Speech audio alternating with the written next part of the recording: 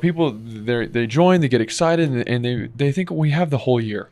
I have all year. Yeah. So there's some things that you've noticed, you've been in this for so long. Have you noticed that some people really start to ease up when it's summer vacation, when it's spring break? They start to ease up. Holidays. They get procrastinate a lot more. Or do you feel like, they'll buy the property and they'll sit on it for a little bit and they'll procrastinate because now that they have like a sense of relaxation, we got the property.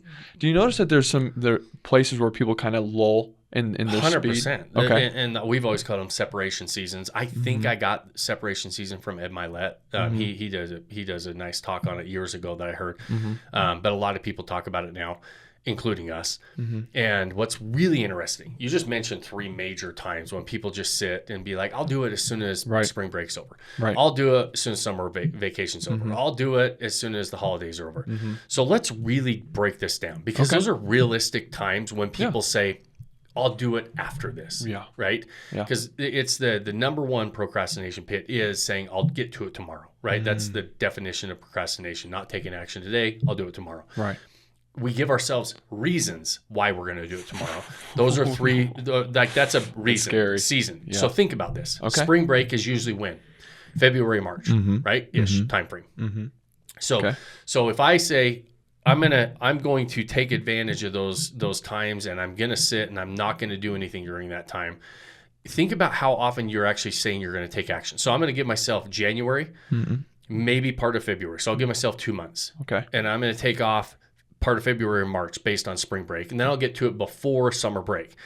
So then I'm going to give myself basically April and May, right? And then I'm taking off, because usually people take off about mid-May because it's graduations and everything else. Right. Like, now I'm going to go into my summer season. And then summer doesn't end until the end of August.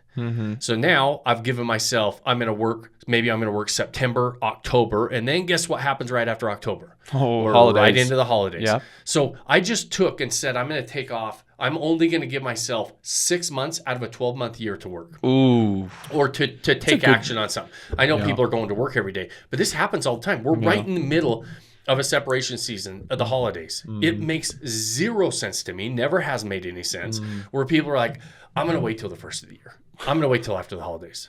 Why? It makes no sense. Yeah. It just doesn't make sense. It doesn't register. And I just think to myself, it's why all of the stats that we pull up on the averages look so bad, because the average human being will give themselves every reason not to take action. I get we're preaching to the choir. Average people don't listen to our podcast. We're not like we're not like funny. We're not that entertaining.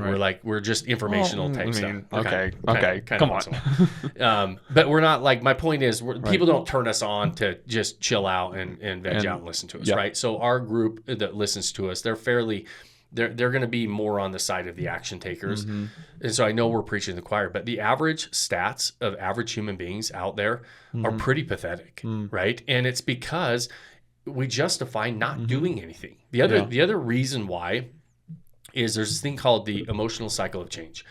And it's one of the biggest reasons why people kind of stop doing something. They start taking action. So there's a lot of people that start down a road and they stop, and they start and they stop, and they start and they stop. And they look back and they're like, well, I was taking action. I was doing this. You didn't do it long enough, right? Because this emotional cycle of change, and people can look it up. Right when we hear about these new ideas, there's this point of time where it's called the uninformed optimism. Uninformed optimism is, we heard about it. We heard about all the good things about short-term rentals, how much money I'm going to make, life's going to be different, lifestyle, financial freedom, all this different stuff, right? And then we start running down the road. We're like, I'm taking action. I'm doing it. I'm diving in. Yeah. I start running down the road, and they're like, whoa, this kind of sucks. This is hard, right? This road's not as easy as I thought it was going to be. I have to actually do some work. Right. I have to roll up my sleeves.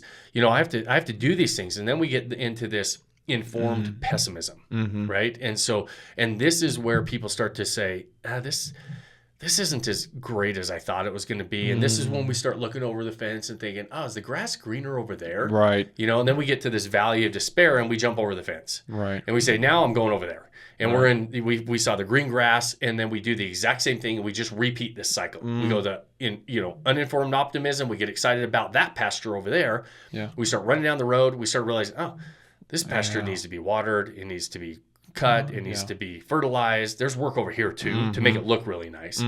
And we say, oh, well, there's actually a fence on that other side.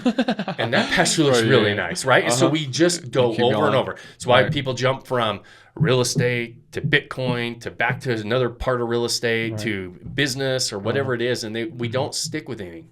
The emotional cycle of change is really important for us to put in enough time and effort where we make it through the valley of despair. And then we get what we call informed optimism, right? And we start to say, hey, listen, I can start to see the results. This is when some of the results start to come in. This is when we get that first asset and we start to make a little bit of money. We get that first booking and we start to say, oh, you know, all this work is starting to pay off. Yeah. It's not exactly where I was hoping to get yet because it's just starting, but I'm starting to get I'm starting to get optimistic again because I'm getting informed about the work it took. I start getting results, and now all of a sudden I keep putting in the work. So now I'm motivated to put more work in, and as I put more work and time goes by, I get the fulfillment, the success, and we reach our goal, right? And so there's this valley that we're always going through, whatever we're doing.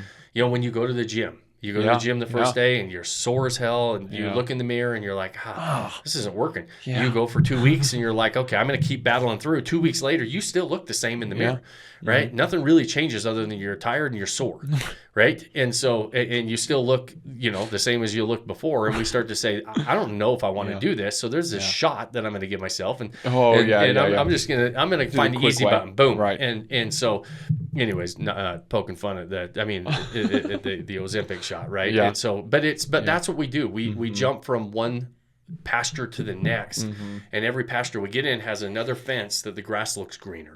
And so when you talk about procrastination, first, we just start to say, I'm going to give myself reasons and excuses of why I don't want to start today. But then there's that other side of the coin where we say, well, I did take action, I did try, and it didn't work. And so now I'm going to have to do something else, or now this doesn't work. And I'm a big believer that almost any road you run down is going to work if you put enough effort and time in. Right. And so it's a matter of looking in the mirror and saying, am I willing to go study the emotional cycle of change? And I can't remember who published it. It's an old publication, or it's an old study that was done. But we all go through this, you know, really excited. We start putting in the work. It's more of the work than we thought. We look for the greener pastures, and we give up, and we just repeat this cycle over and over.